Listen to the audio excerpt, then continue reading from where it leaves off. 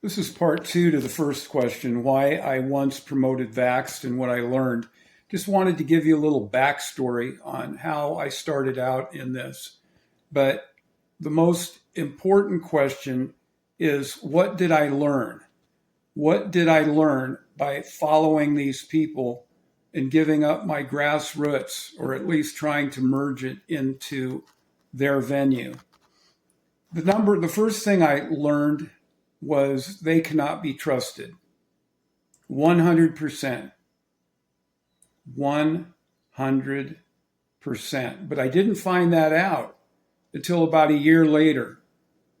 I got close to several people that was in that movie, and I still am close to them now. And that's even expanded to other people. What I learned was they cannot be trusted.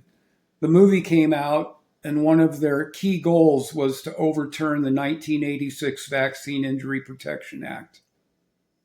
Well, about halfway into the next year, 2017, I noticed that they quit talking about it, and they started getting into other subjects that were more popular, that would bring them more money for their nonprofits and their charities. One of the most startling things was the Autism Trust. That was Polly's gig. What they did is they harvested the parents' emotions that have injured children for their own personal gain. That's what the whole movie Vaxxed was built on, emotions. Because the more emotions you can elicit from the general public, the faster you'll become popular and the more money you'll make. The whole movie was put together, I found out, after I really did deep dives. And number one, the first thing I wanted to know was, who is this Del Bigtree?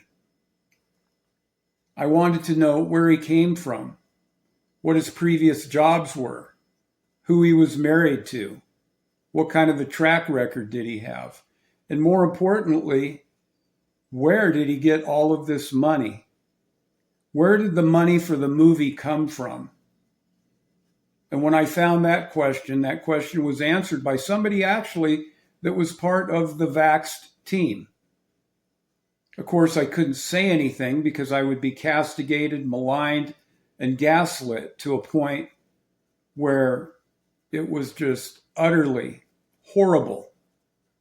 I went from a parent with 2 vaccine-injured kids into being the most popular to one of the most despised for what I was doing. I had questions. I wanted these questions answered, but whenever I would ask these questions, I'd get this: Greg, why are you so hateful? Why are you trying to destroy our movement?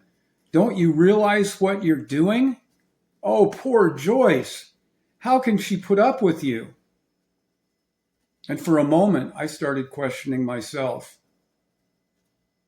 Now, remember, if you want the full research and documentation of everything I say, join my email list at gregwyatt.com. I can't say everything I want to, but I'll tell you, you can get this book, and I don't even sell it. It's free. All of this research, documented research, it'll blow you away if you take the time to find the truth.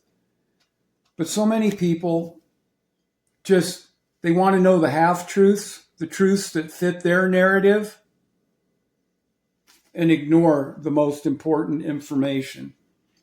I have spent thousands and thousands and thousands of hours on these pages and what's in this book. And by the way, Monetizing Misery 2 will be released here in the next 60 days, perhaps. And then there's another follow-up book, and it'll be the last one in this series. It's called The Rise and Fall of Del Bigtree. And it will blow you away. So please, the first thing is go to my website, sign up for my free newsletter, spend a couple hundred hours if you want to know everything that I know. And if you don't, just spend a little bit of time. Just spend an hour cracking the surface, and it'll open your mind in ways you never imagined.